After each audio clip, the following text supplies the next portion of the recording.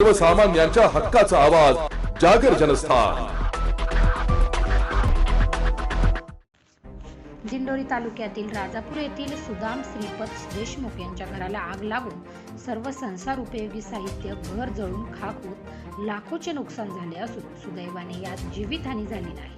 क्षणार्धात कुटुंब उघड्यावर आल्याने सर्वत्र हळहळ व्यक्त होत असून शासनाने तातडीने सदर कुटुंबास शासकीय मदत किंवा घरकुल देण्याची मागणी होत आहे। राजापूर शिवारातील सुदाम श्रीपत देशमुख यांचे गट नंबर 397 मध्ये घर असून सदर कुटुंब बाहेर गावी गेलेले असताना गुरुवारी सायंकाळी 7:30च्या सुमारास आग लागल्याचे लक्षात आले असता आजूबाजूच्या ग्रामस्थांनी तातडीने पाण्याचे ब्लोअर आणत आग विझवण्यासाठी आटोकाट प्रयत्न केले, मात्र गॅस सिलेंडरचा स्फोट झाल्याने आग विझवण्यात अडचणी निर्माण झाल्या। संपूर्ण घर, संसार उपयोगी साहित्य, रोख रक्कम, महिलेचे दागिने जळून खाक होऊन लाखोंचे नुकसान झाले। तलाठी ग्रामसेवक यांनी घटनास्थळी येत पंचनामा केला। आगीचे कारण समजू शकले नाही। या घटनेने सदर कुटुंब उघड्यावर आले असून शासनाने त्वरित नुकसान भरपाई द्यावी व नव्याने घरकुल देण्याची मागणी ग्रामस्थांनी केली आहे।